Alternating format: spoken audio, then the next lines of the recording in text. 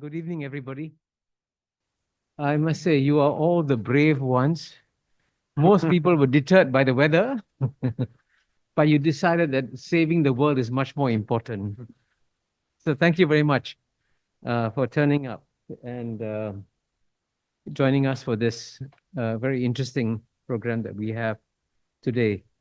Now, some of you may know that when I was dean of the Lee Kuan Yew School of Public Policy, I made a habit of only conveying 3 points. I can't count beyond three, so I'll make 3 points here. The first point is that uh, I'm here in my capacity as I guess, the head of the Asian Peace Program.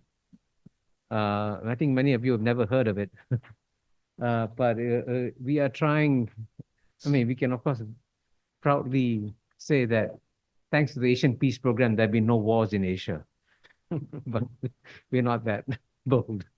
But it's a very small program that we have launched 5 years ago to try and ensure that if we're going to achieve the Asian century, the only way to do so is to prevent wars in Asia. And so we come out with, essays, podcasts, discussions to try and keep the subject of peace alive in Asia. And we hope that if you have time, look at our website of the Asian Peace Program. You get a sense of what we're trying to do. The second point I was going to make is to talk about the subject of the day, which is that I'm very happy that Dr. Trita Parsi and Dr. Sarang Shidore came all the way from Washington, D.C. To share with us the results of a study that they have done called the Better Order Project. And I actually had the pleasure of attending one of their meetings, which you very, very nicely convened in Istanbul, one of my favorite cities. And the point about the Better Order Project is that it could not be more timely. You know, we got used to living in a world where certainly the leading countries, especially the United States, believe that a stronger international order was good for the world. I mean, quite often, sometimes they will pay lip service to it, but at least they would pay lip service to it and believe that greater international order is good for the world. I think we now live in very interesting times where I would say it's very difficult to say that the Trump administration favors a rules-based order because, as you know, the Trump administration is walking away from some key international institutions like the World Health Organization, the World Trade Organization, the Paris Accords, So it's a very unusual situation that we have today. So in a world like this, for someone like the Quincy Institute to, in a sense, swim against the tide and say, hey, we still can create a better order for the world, shows, I think, great courage and determination on the part of the Quincy Institute. So we're very happy that they're here to share the results of the work with us. And we have I want you to know that we have two exceptionally distinguished individuals to present the work here. And I'm very pleased now, my third point, to introduce them. Dr. Trita Parsi is the Executive Vice President of the Quincy Institute. He's an expert on US-Iranian relations, Iranian foreign policy, the geopolitics of the Middle East, and he has been named by the Washingtonian magazine as one of the 25 most influential voices on foreign policy in Washington, D.C. And by the way, there are thousands of voices on foreign policy in Washington, D.C. To be on the list of the top 25 for 5 years in a row shows how much influence Dr. Trita Parsi has had on the debate in Washington, D.C. He's also taught at Johns Hopkins University, NYU, and George Washington University, and currently teaches at the Edmund A. Walsh School of Foreign Service at Georgetown University. Now, next to him is Dr. Sarang Shidore. He's the director of the Global South program at the Quincy Institute and a senior non-resident fellow of the Council on Strategic Risks. He's also a member of the adjunct faculty at George Washington University. He's an expert on the geopolitics of the Global South, Asia, and climate change. And he's also widely published in journals like the Foreign Affairs, Foreign Policy, the New York Times, and South China Morning Post. But he's also had an interesting career. Before that, he had spent more than a decade in engineering and product management in the technology industry. So you have two very interesting individuals here with us. So just very quickly, a note on the program. Each of them will speak for about 10 minutes each. And after that, we will have a discussion among the three of us, and then we'll throw the floor open. So I hope you will think of interesting and challenging questions, because you're very privileged to have two remarkable minds here to share their wisdom and knowledge with us. So with that, Trita, over to you. Thank you so much, Kishore. It's a great pleasure to be here with all of you. And I want to start off by thanking you, Kishore, and the entire program for the piece that you've created in Asia, in Washington. We recognize it. And thank you as well. You were very humble about your role in the Better Order Project. Kishore actually played a very crucial role in the project, attending one physical meeting, but most of our meetings were on Zoom because we had so many people from different time zones. And the Security Council proposal that we developed is very much based on the work that Kishore had done, his 777 formula. So we're deeply indebted to you and delighted to have the opportunity to be here with all of you to talk about some of these things. I want to also mention that there are copies of the report here at front, so I encourage anyone who wants to read further to grab a copy after the talk. Let me say a couple of things first about the Better Order Project before we go into the substance. We brought together 130 people from 40 different countries, foreign ministers, defense ministers, UN ambassadors, presidents of the UN General Assembly, scholars, to think through what are the most crucial security reforms needed to the security architecture of the world as the world transitions away from unipolarity and towards, whether it's multipolarity or bipolarity, whatever the structure ends up being. What are the things that are needed to be done in order to make sure that A, the transition actually is stable, but also that the end state is one that is stable and that can provide peace and security for the rest of this century. As you know, the current structure of the global order is based on the realities of power from 1945. It's rarely been upgraded since. The world has changed dramatically. Not only since then, just in the last 20 years, if you take a look at how the distribution of power in the system has shifted in dramatic ways, it's in some ways actually quite positive that some of the reforms, such as UN Security Council reform, that was up for a vote back in 2005 and failed, perhaps it was a good thing that it failed, because it would have already been out of date by now if that reform had been conducted back then. We thought that this was very crucial because we saw that there has been an effort deliberately, and at times perhaps less deliberately, to weaken the global governing structure of the world. And this is something I think is very important to understand. This is not something that just started with the Trump administration. If you take a look at what has been happening for the last 15 or so years, we have seen a clear trend in which there's been a hollowing out of international institutions, of international law, and of these different norms that have been so crucial in providing security and stability for the world. And here in particular, I think it's very important to recognize that the very concept of a rules-based international order, which so often is confused with international law and the UN Charter, is actually something very separate. This concept did not come into existence it's about 20 years old. It is not the same as the post-World War II order. And it's in some ways an actual threat to that order, because it's trying to shift an order that is based on laws into an order based on rules. And there's a crucial difference between the two. A law-based order, an international law, is by and large consensual.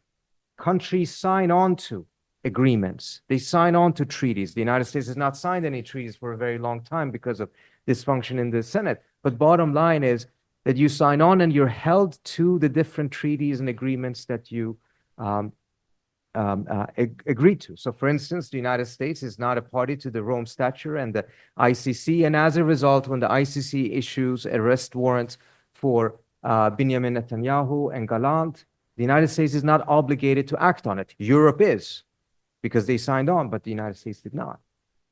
What is the process of making up rules? We know the process of making up laws. Who makes the rules?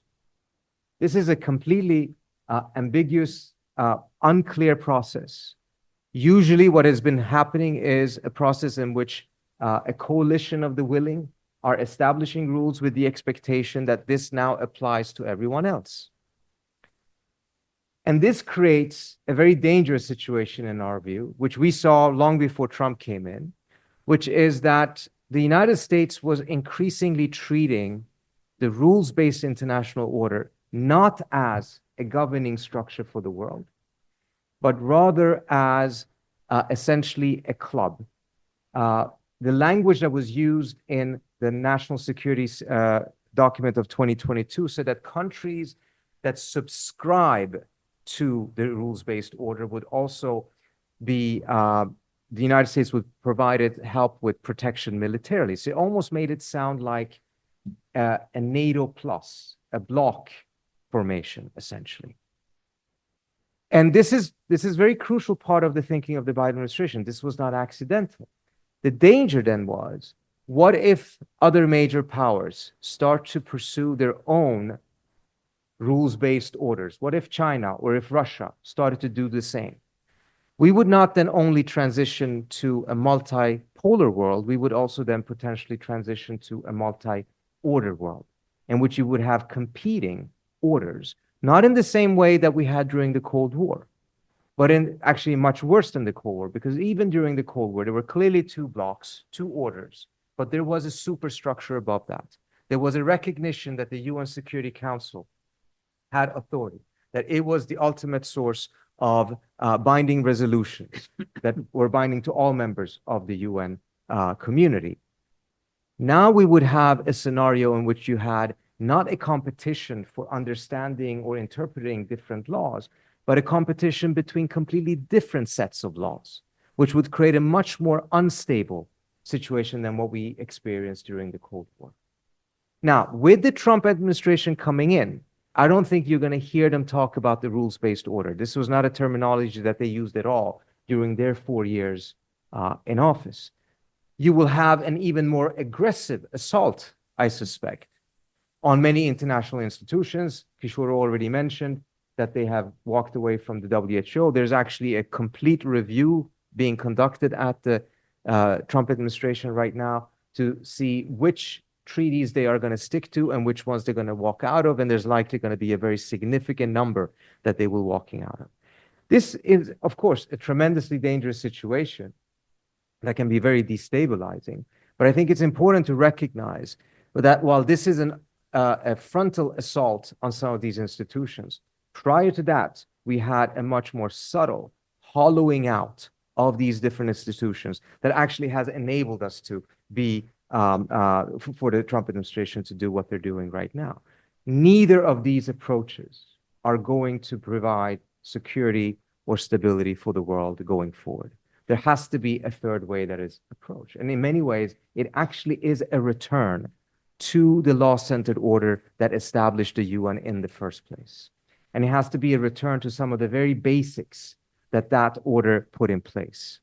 And there, I think, the promise in many different ways lies not in the sense of expecting that the US will lead, but it will be the fact that countries around the world will have to make a decision if they believe that they're better off without these institutions or whether they think that those are worth fighting for. I was at a meeting recently in New York, and I'll stop on this note. And there was a very senior UN official in the room with about 20 or 30 Americans who all work on these different issues. And she stopped us at one moment and said, look, you all are talking about it as if we are facing a referendum for the future of the UN. That's not the case. It's not the UN that is about to go under, or even the multilateral system. This is a referendum as to whether the United States wants to stay in the UN or not. But the UN will continue to exist. The multilateral system in various forms will continue to exist because we saw that already in September of last year with the adoption of the Pact of the Future at the Summit of the Future, which was adopted by consensus. It was a clear show of political will and force by the vast majority, in fact, all of the countries of the UN, rejuvenating and recommitting themselves to the law-centered order established by the UN Charter. Essentially, it was an expression of hope, but also of a current reality that even though some countries, very powerful, are willing to walk out, that is not the case when it comes to the majority of countries in the world. But those countries will have to think through very carefully what the infrastructure, what the values, what the norms, what the premises of this future order will be. Otherwise, we will either be in a completely orderless world, or we will be one in which we will have competing orders, which also will be tremendously dangerous. What you will see in the Better Order Project report is 20 proposals along 7 different variables of how we think reforms can be done to make sure that this system survives and prospers. And I look forward to the conversation with you all. And if you take a copy of it and read it and want to ask any questions, we'll be more than happy to answer them. Thank you. Thank you. Thank you very much, Trita. Round of applause for a wonderfully candid conversation, representation. So, Sarang, now over to you. Yeah. Thank you, Kishore. I want to add my thanks to you as well for being such a gracious host, and had the privilege of knowing Kishore for some years, and he's always that. And this has been fantastic coming to the NUS and speaking with all of you today. Trita has already given you the many key points on how and why we need a better order. And he's also touched upon the history of this thing, that the fact that we had in 1945 an order designed, but it was a world where 5 victors of World War II could sit in a room and do it. And we learned from the League of Nations experiment, and we had the UN system. And the second moment of this was, of course, the end of the Cold War, when the Soviet Union collapses. And then there's really one country that dominates in the 90s, which is the United States. And many countries, in fact, practically all countries in the world, have kind of reposed their faith in the United States as the leader of the global system. And what we get is a unipolar era of the 90s. And there are rules and laws that emerged from that time. The WTO, for example, comes from that time, just to give one example. So we have had 2 of those phases, but now we stand at the threshold of a third era. We are actually already in it. It's not the threshold. We could argue that it began when the financial crisis came upon us, because the financial crisis coming upon us after the rather disastrous war on terror in the Middle East, and then since then, also the rise, of course, of China, but also a whole host of other countries, in your region being one of the shining exemplars of that, and Singapore itself. What we have now is no longer a world where we can have 5 countries in a room defining what needs to come, or nor, of course, can we have a single state doing that. What we have today is a much more complicated world, even as the international law seems to be under assault. We have many more actors that have a say, and many more actors that have the capability to at least have a veto power, if not always push their proposals forward. So this is where we are. And the big shift is, of course, the vast middle. You see the world beyond the great powers, and you look at Africa, you look at Asia particularly, you look at Latin America, and there's a set of states, particularly middle powers, that are more influential than they have ever been. Many of them were colonies in the 50s or the 40s. In the 90s, they were still trying to rise. They had risen partly. But today, some of them at least have come into their own. In this region, perhaps most of all. And with this kind of a more complex setup, we have more challenges to craft a new order. But the urgency of crafting a new order is also greater, because the problems, as I think Kofi Annan used this term, problems without passports, problems that transcend national borders, like climate change, like pandemics, like global financial crisis. Today is like a virus. It can spread across countries very quickly. These problems are actually more potent and more systemic than they were 50, 70, 100 years ago. So not only do we need to craft a better order, we need to craft it with more players in the room who are demanding to have a say and have the influence to have a say. And we also have to combat the multiplicity of problems that have emerged because of the modern world that we live in, the complexity of technology, of social media, of health crises, of environmental change. So this is where we have to marry the traditional understanding of a better order created through a concert of great powers with the fact that there is a vast middle of the global south, uh, which stretches from Mexico City to Manila, that wants to have a say. And the global south knocks on the door of this existing system, not through military force, but through the fact that they command vast geographies, that they have access to resources that they're increasingly more protective of. As you know, in your own region, Indonesia, with its downstreaming of nickel, but there are many other examples of this. And they're also savvier. They also know how to play the game in the United Nations and global diplomacy. And they have, many cases, quite a substantial middle class. So, in the Better Order Project proposals, we have laid out a number of thematic areas which can be addressed through certain proposals. One of the key ones which belong to this problems without passports category is climate change. Climate change is upon us. In Southeast Asia, many cities are under threat from sea level rise. There are also typhoons, as you see in the Philippines. There are droughts. There are potential migrants from climate change that can cross borders, indeed are already crossing borders. And how do we deal with this? With the existing current order is not set up to really address this problem of climate change. We have the UNSC, we have the G20. They don't really represent the countries that are the most affected or are the most vulnerable or are the biggest emitters necessarily, or are sites of innovation. So one of the proposals in the report over there that you should certainly take a look at is creating a new body, what we call the P20. The P20 is a body that is more representative of the problem of climate change, that includes among it not just the established powers, which are the 5 permanent members of the Security Council and Germany, but also the biggest emitters, the most vulnerable states, the small island developing states, small city states that may have a very strong presence in innovation, like the one we are in right now, and also one seat for a state that is particularly important for land use and deforestation. So the idea is that together that this empowered set of countries can solve the problem better than even the current process, which is the UNFCCC, which is essentially slowed down in many ways. And you can't relegate it to the UNSC or the G20 quite well, because those bodies don't represent these other countries that need to be in the room, such as vulnerable states or small island states.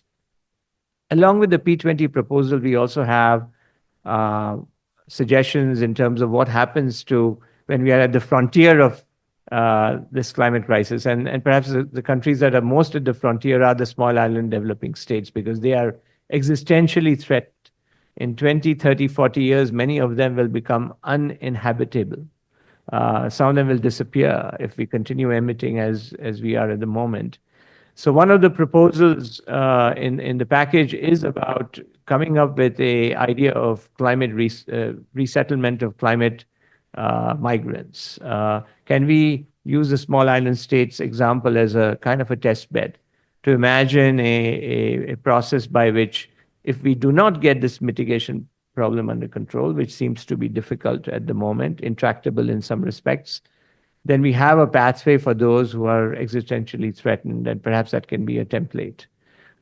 We also speak of regional ordering. The fact that the world is multipolar means that regional organizations are more important now, or they should be more important and more empowered to solve problems like climate change. This is not going to come from top down.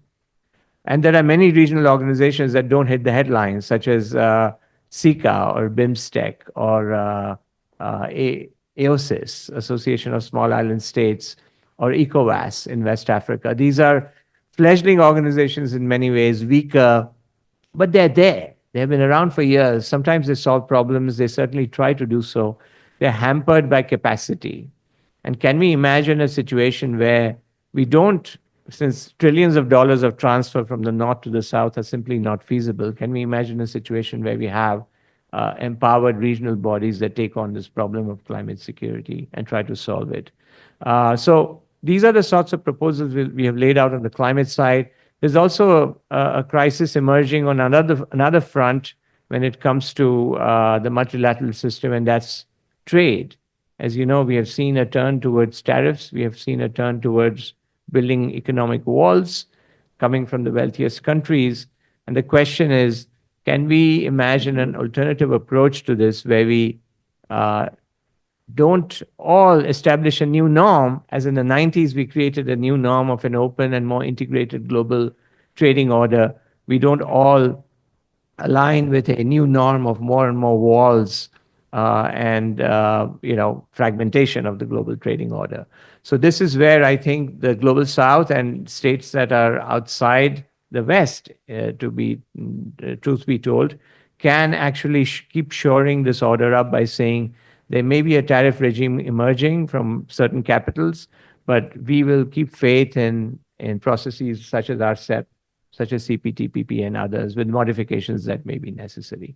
So I'll stop here and turn it over to Kishore, and we can continue the conversation. Thank you. Thank you. Please. Thank you, Sarang.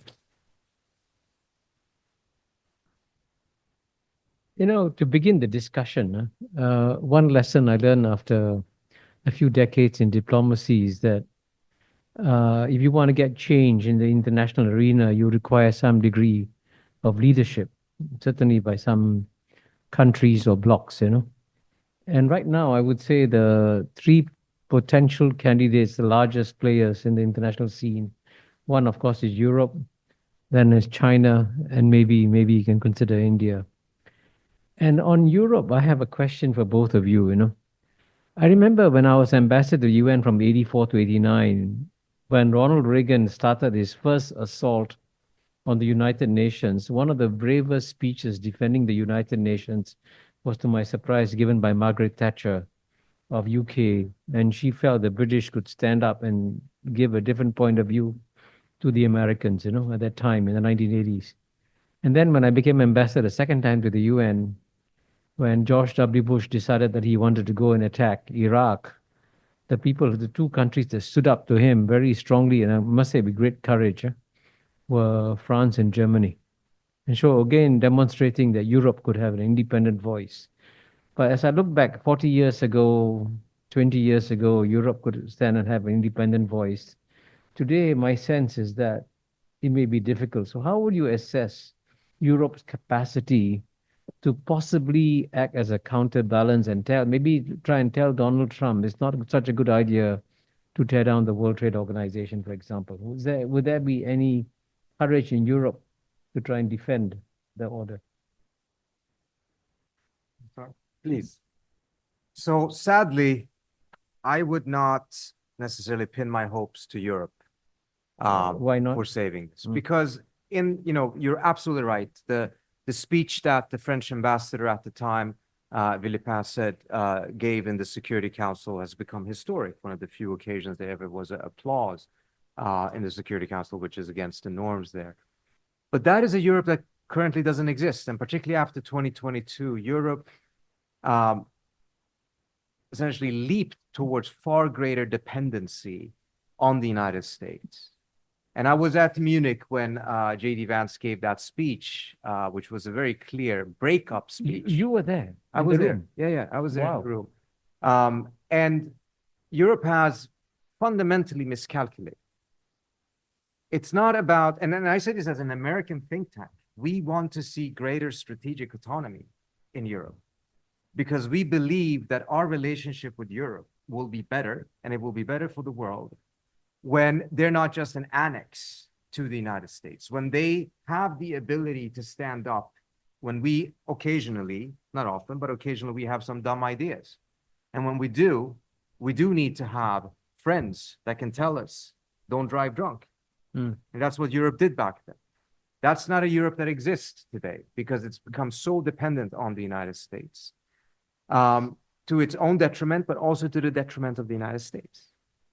Now, with the manner in which the Trump administration is not just trying to rebalance the relationship, or at least from the perspective of many Europeans, they perceive the speech that JD gave in Munich as a declaration of animosity towards Europe, that Europe has transitioned, US has transitioned not just from being an ally to being a little bit distant, but actually gone all the way towards becoming a hostile power. This may force Europe to try to stand up against any efforts, whether it's by the US, whether it's by China or any other actor, Russia, to undermine the multilateral system. But we have to be also honest. Europe itself has failed, by and large, when it comes to the multilateral system, because it's talked about the war in Ukraine as being something that determined the future of the global order, the future of the rules-based order, and then were completely silent or even in support of what Israel was doing in Gaza. The credibility of Europe in standing up for this was already damaged then, and then when you had the ICC decision, and Europe fought so hard for the Rome Statute. But the ICC decision comes out, and Germany says that they're going to review what this means. There's nothing to review. This is clear cut. When the ICC issued an arrest warrant on Putin, there was no review needed. It was very clear. The Europeans put a lot of pressure on South Africa not to invite Putin to the BRICS meeting in South Africa because of the obligation that South Africa would have to arrest Putin. And the South Africans managed to find a way not to have Putin there. But now when it came to the same arrest warrants against Gallant and Netanyahu, we saw that Europe wobbled.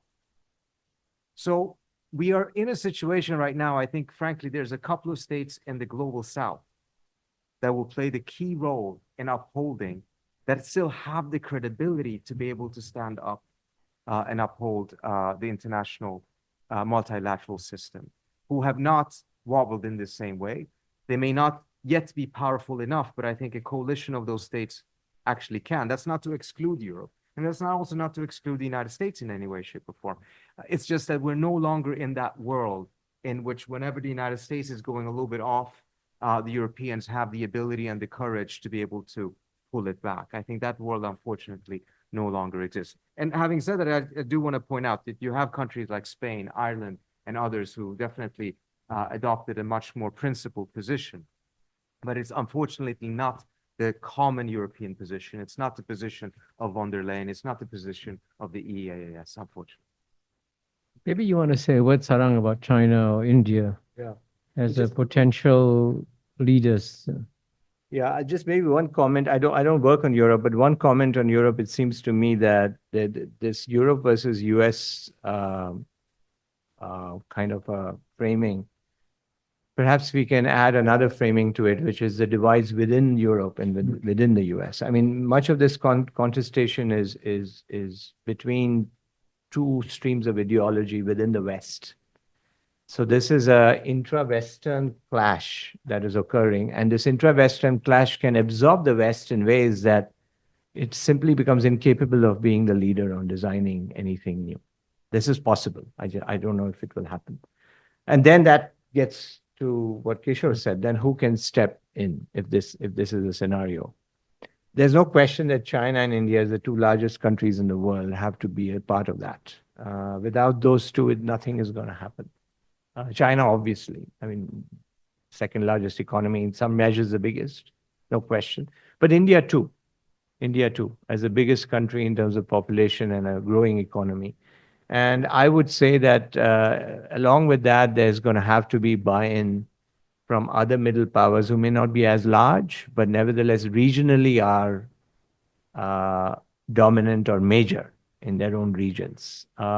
Because we live in such an interconnected world that it cannot be just Asia defining this moving forward, because resources, supply chains, trade, commerce, technology, environment transcend continents.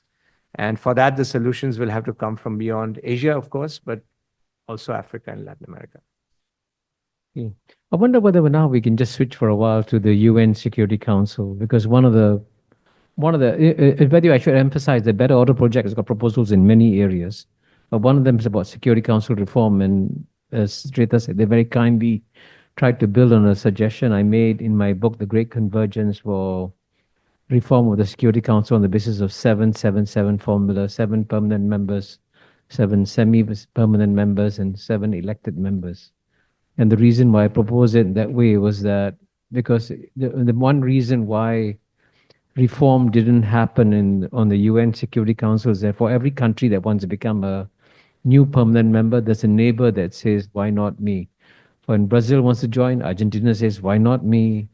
When Germany wants to join, Italy says, why not me? I'll never forget what the Italian ambassador once said at the UN. It's quite memorable what he said. He said, why is everybody pushing for only Germany and Japan to become permanent members? Italy, we lost World War II also. He actually said that. It's on the record.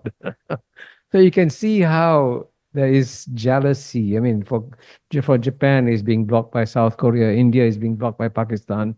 So that's why I suggested we have semi-permanent members, so the losers get some kind of win in the Security Council reform. But they've developed that further. So maybe you want to explain to the group here how you might want to advance your proposal for Security Council reform.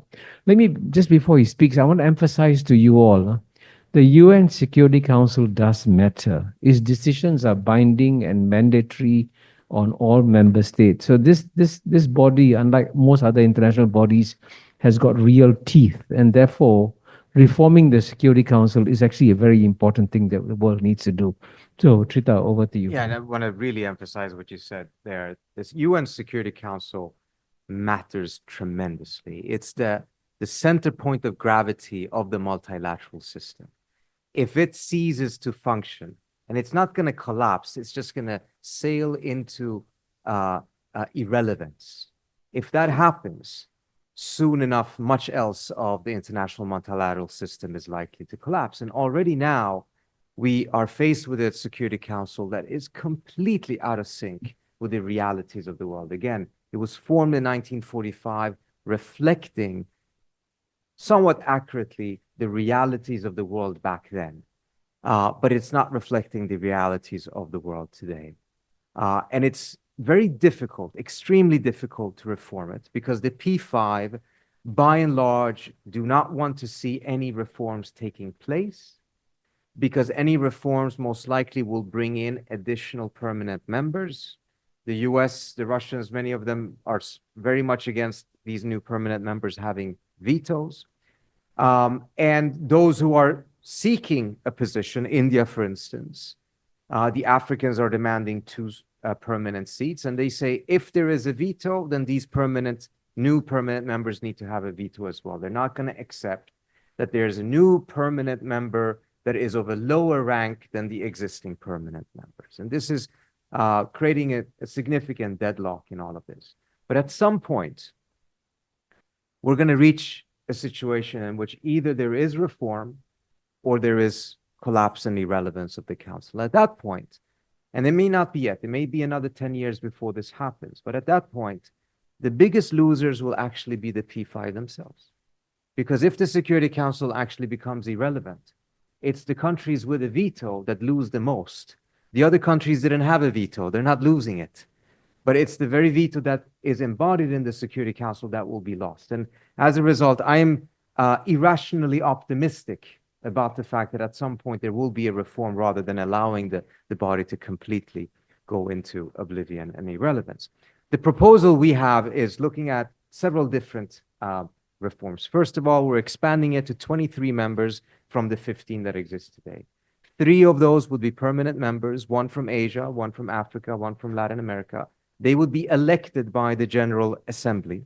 So it's not an appointment. It would actually be through an election. Then we add, and this is very much Kishore's idea, a new category, which is called the semi-permanent states. We would have 5 semi-permanent states out of a pool of 20.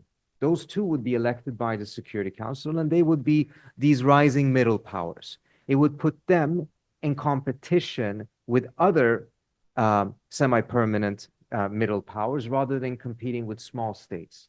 We have a very uneven situation in the UN in which, a small state like Singapore has to compete with Japan to be able to get a seat in the council.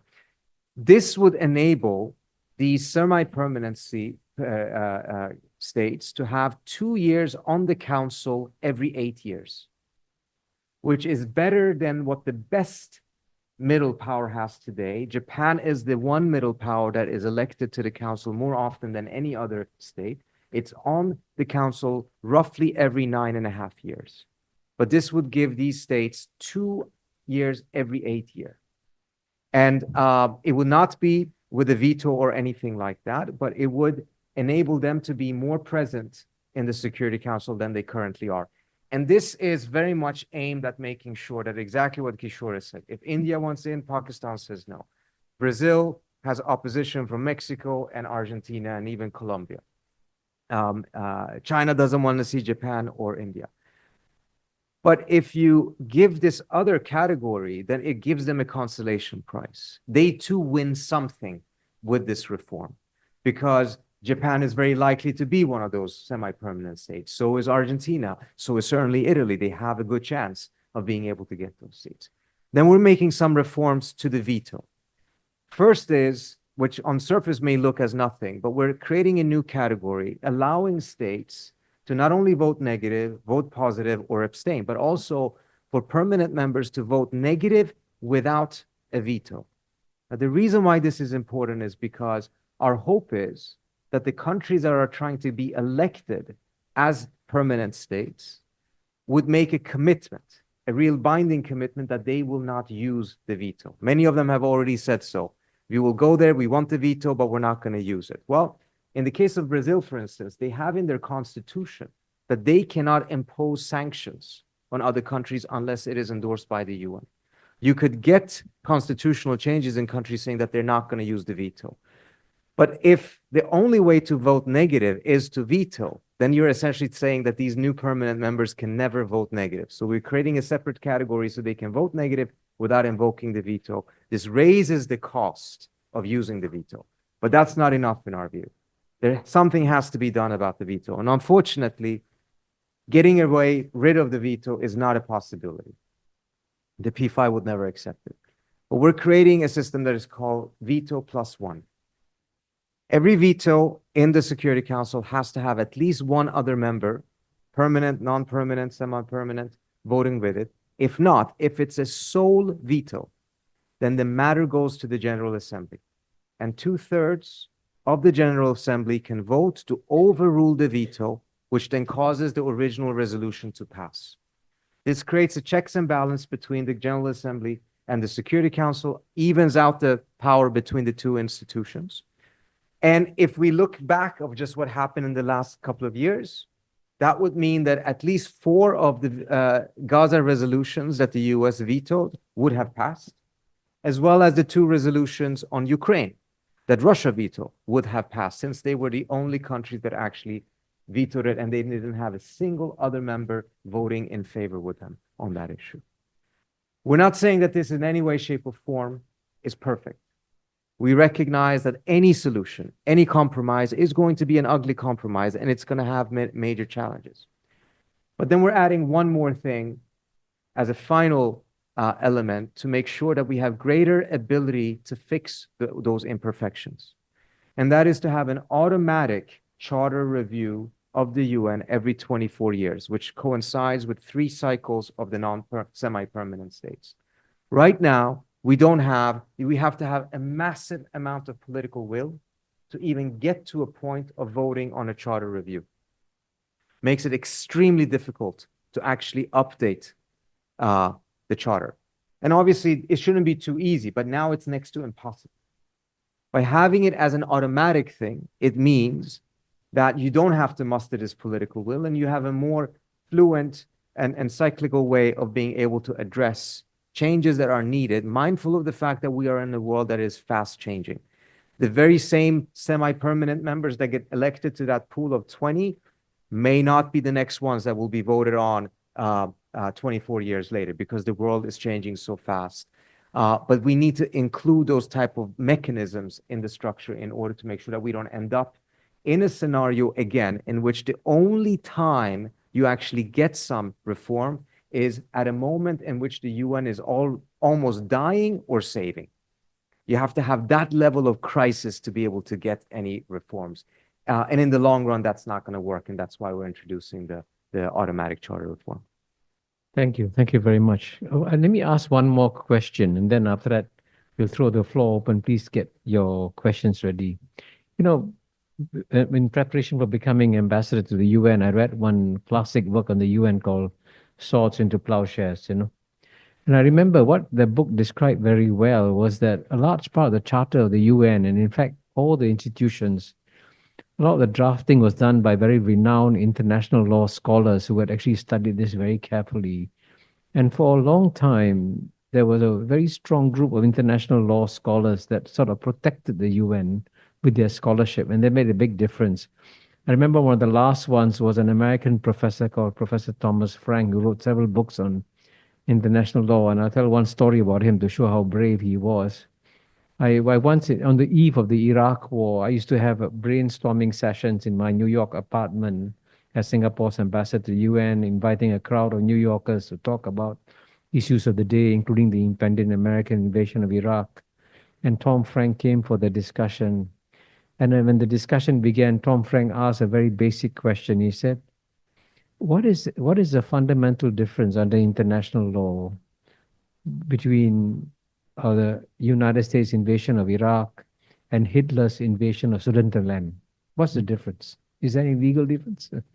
And I can tell you, after he said that, some of the Americans in the room almost wanted to lynch him, you know, to compare the United States to Hitler. But he showed you the courage of international law scholars who spoke out, you know. So, but what I find nowadays is that academia doesn't seem to have the same group, same kind of density or same kind of courage of scholars who are defending the order. What's your sense when you're working on this? Who were the scholars who you feel could sort of you could turn to say, hey, this is what we need to do? Sarang? Well, I think we are in a period where experts are being, questioned all the time, which is a good thing, which is a good thing in general. But there is a revolt against a certain kind of elite, certain kind of educated elite. And that means that when new rules are written, they will have to be written also by including voices that are not necessarily like Tom Frank. We live in this age of social media now, So that would be my sort of first reaction to it. In terms of the project, though, of course, Trita will add to this for sure, but I would say that we had excellent feedback from folks like yourself, and in the climate space, there were other diplomats as well who had worked on these issues, who understood the practicality of them as well as the urgency of them. And those inputs, were extremely valuable. And I think we value that in our process very much.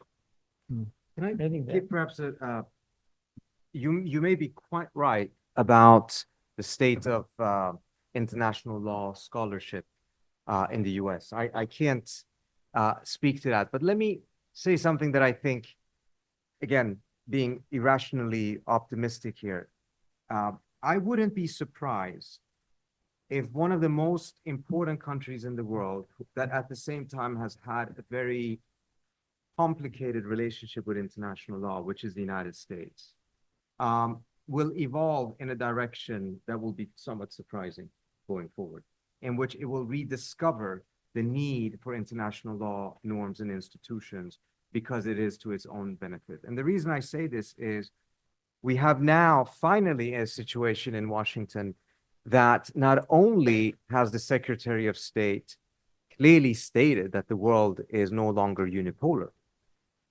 But if you listen carefully to that interview that Marco Rubio gave, I think it was with ABC or Fox, not only did he say that the world is multipolar, he said unipolarity was an aberration. It was a non-normal state, happened out of happenstance after the Second World War. If you say that the world is if unipolarity is an aberration, that it also means that the fight to retain unipolarity is a losing battle. You are fighting the geopolitical laws of gravity doing so. And if you then recognize that the world is multipolar, you also have to recognize that the ability of the United States to bind countries, constrain rivals and their behavior will be far more limited than it was before. In the past, because of America's unipolar power, it could do so much in constraining the behavior of China, India, Russia, etc. But in a multipolar world, by definition, the United States will have lost a significant amount of that capacity, which then necessitates looking into alternative instruments to be able to bind and constrain the behavior of other states. And there, the multilateral system, international law, and norms are clearly instruments that could be quite helpful and useful to the United States, which essentially means that once you're in a multipolar world, even though the US will remain the most powerful country in the system, it will become a little bit more like a normal country who sees international law very much as an instrument that is crucial for its own security. In the case of the United States, it may still not be as strong as it would be for a smaller country like Singapore, perhaps, but nevertheless quite different from what it has been during a period in which its unipolar position meant that the international law was not particularly necessary for it to achieve its objectives. It was there, it didn't mind it necessarily, but it was never going to allow it to constrain itself. Now the bargain, you constrain yourself a little bit in order for your rivals to be constrained even more, is far more attractive to the United States once that state of multipolarity has truly been internalized. So I think actually we may end up in that scenario, despite the fact that perhaps in academia, the law scholars are not being as bold as they may have been in the past. Thank you. Thank you. I hope your irrational optimism comes true.